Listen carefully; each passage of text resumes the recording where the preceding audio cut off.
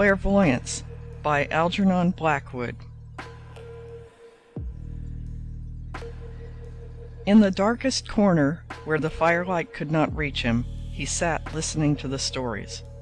His young hostess occupied the corner on the other side. She was also screened by shadows, and between them stretched the horseshoe of eager, frightened faces that seemed all eyes. Behind yawned the blackness of the big room, running as it were without a break into the night. Someone crossed on tiptoe and drew a blind up with a rattle, and at the sound all started. Through the window, opened at the top, came a rustle of the poplar leaves that stirred like footsteps in the wind. "There's a strange man walking past the shrubberies," whispered a nervous girl. "I saw him crouch and hide. I saw his eyes." "Nonsense," came sharply from a male member of the group. "It's far too dark to see. You heard the wind." For mist had risen from the river just below the lawn, pressing close against the windows of the old house like a soft gray hand, and through it the stir of leaves was faintly audible. Then, while several called for lights, others remembered that hop-pickers were still about in the lanes, and the tramps this autumn overbold and insolent. All, perhaps, wished secretly for the sun. Only the elderly man in the corner sat quiet and unmoved, contributing nothing. He had told no fearsome story. He had evaded, indeed, many openings expressly made for him, though fully aware that to his well-known interest in psychical things was partly due his presence in the weekend party. "I never have experiences that way," he said shortly when someone asked him point-blank for a tale. "I have no unusual powers." There was perhaps the merest hint of contempt in his tone, but the hostess from her darkened corner quickly and tactfully covered his retreat. And he wondered, for he knew why she invited him. The haunted room, he was well aware, had been specially allotted to him. And then, most opportunely, the door opened noisily and the host came in. He sniffed at the darkness, rang at once for lamps, puffed at his big curved pipe, and generally, by his mere presence, made the group feel rather foolish. Light streamed past him from the corridor. His white hair shone like silver, and with him came the atmosphere of common sense, of shooting, agriculture, motors, and the rest. Age entered at that door, and his young wife sprang up instantly to greet him, as though his disapproval of this kind of entertainment might need humoring. It might have been the light, that witchery of half-lights from the fire in the corridor, or it may have been the abrupt entrance of the practical upon the soft imaginative that traced the outline with such pitiless sharp conviction. At any rate, the contrast, for those who had this inner clairvoyant sight all had been prating of so glibly, was unmistakably revealed. It was poignantly dramatic, pain somewhere in it, naked pain. For, as she paused a moment there beside him in the light, this childless wife of 3 years' standing, picture of youth and beauty, there stood upon the threshold of that room the presence of a true ghost story. And most marvelously she changed. Her lineaments, her very figure, her whole presentment. Etched against the gloom, the delicate, unmarked face shone suddenly keen and anguished, and a rich maturity, deeper than any mere age, flushed all her little person with its secret grandeur. Lines started into being upon the pale skin of the girlish face, lines of pleading, pity, and love the daylight did not show, and with them an air of magic tenderness that betrayed, though for a second only, the full soft glory of a motherhood denied, yet somehow mysteriously enjoyed. About her slenderness rose all the deep-bosomed sweetness of maternity, a potential mother of the world, and a mother, though she might know no dear fulfillment, who yet yearned to sweep into her immense embrace all the little helpless things that ever lived. Light, like emotion, can play strangest tricks. The change pressed almost upon the edge of revelation. Yet, when a moment later lamps were brought, it is doubtful if any but the silent guest who had told no marvelous tale, knew no psychical experience, and disclaimed the smallest clairvoyant faculty, had received and registered the vivid, poignant picture. For an instant it had flashed there, mercilessly clear for all to see who were not blind to subtle spiritual wonder thick with pain. And it was not so much mere picture of youth and age ill-matched, as of youth that yearned with the oldest craving in the world, and of age that had slipped beyond the power of sympathetically divining it. It passed, and all was as before. The husband laughed with genial good nature, not one whit annoyed. "They've been frightening you with stories, child," he said in his jolly way, and put a protective arm about her. "Haven't they now? Tell me the truth." "Much better," he added, "have joined me instead at billiards, or for a game of patience, eh?" She looked up shyly into his face, and he kissed her on the forehead. "Perhaps they have. A little, dear," she said. "But now that you've come, I feel all right again." "Another night of this," he added in a graver tone, "and you'd be at your old trick of putting guests to sleep in the haunted room. I was right after all, you see, to make it out of bounds." He glanced fondly, paternally down upon her. Then he went over and poked the fire into a blaze. Someone struck up a waltz on the piano, and couples danced. All trace of nervousness vanished, and the butler presently brought in the tray with drinks and biscuits. And slowly the group dispersed.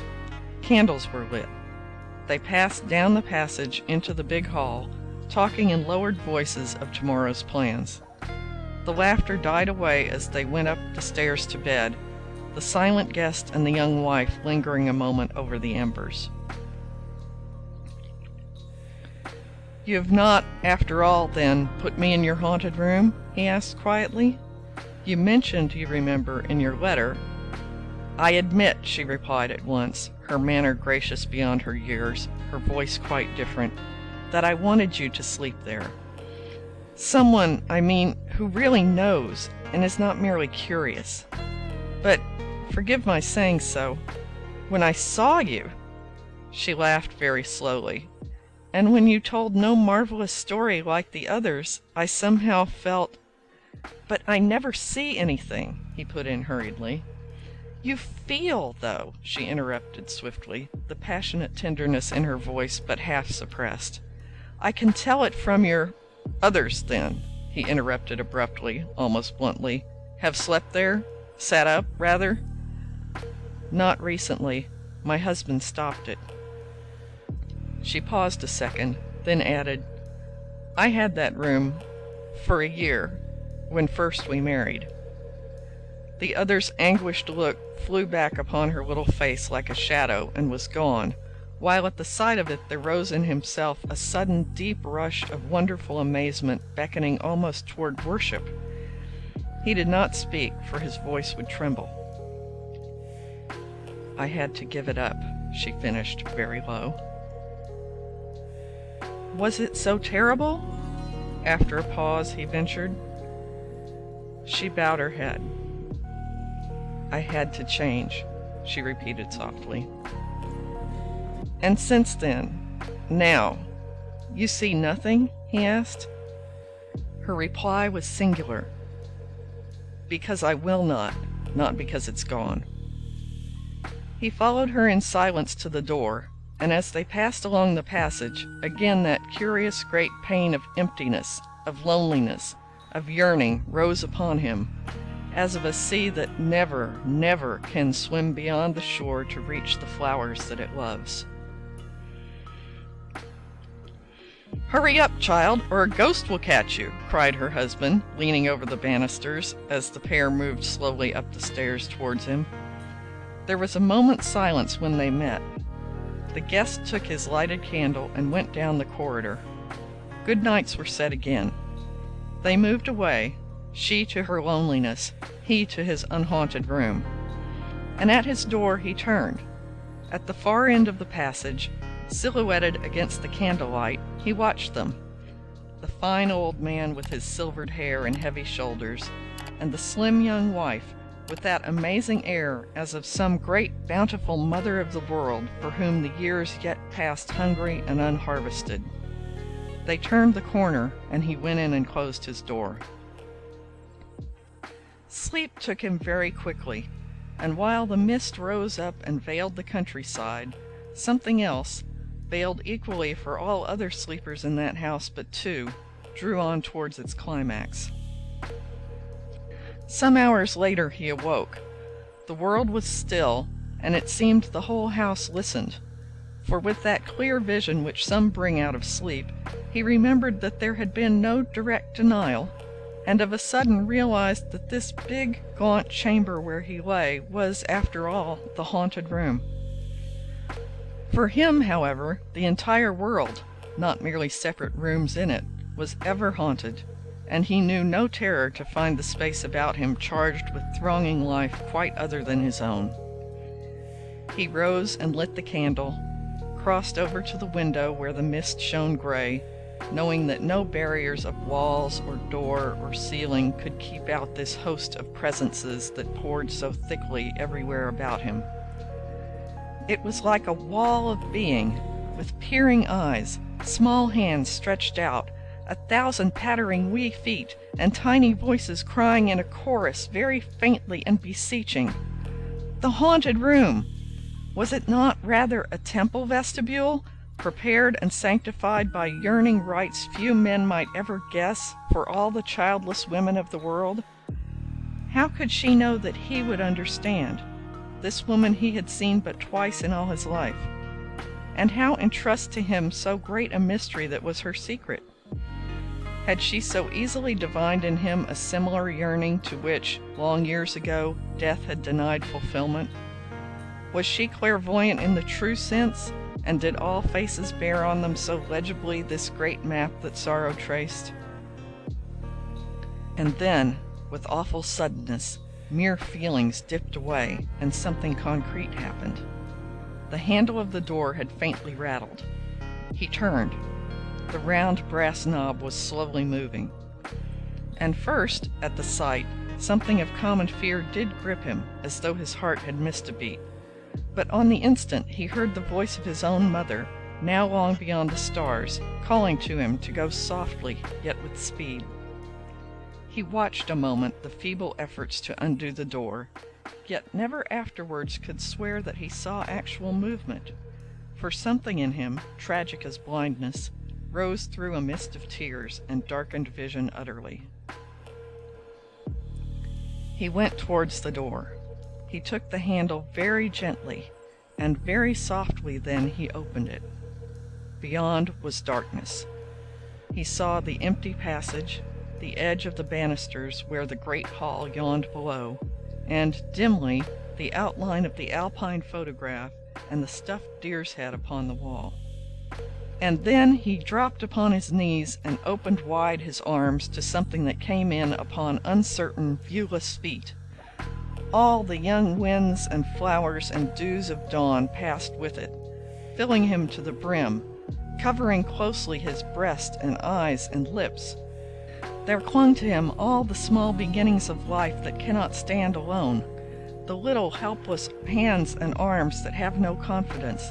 And when the wealth of tears and love that flooded his heart seemed to break upon the frontiers of some mysterious yet impossible fulfillment, he rose and went with curious small steps towards the window to taste the cooling, misty air of that other dark emptiness that waited so patiently there above the entire world. He drew the sash up. The air felt soft and tender, as though there were somewhere children in it, too. Children of stars and flowers, of mists and wings and music, all that the universe contains unborn and tiny. And when at length he turned again, the door was closed. The room was empty of any life but that which lay so wonderfully blessed within himself. And this, he felt, had marvelously increased and multiplied. Sleep then came back to him, and in the morning he left the house before the others were astir, pleading some overlooked engagement. For he had seen ghosts indeed, but yet no ghost that he could talk about with others round an open fire. End of Clairvoyance by Agernon Blackwood.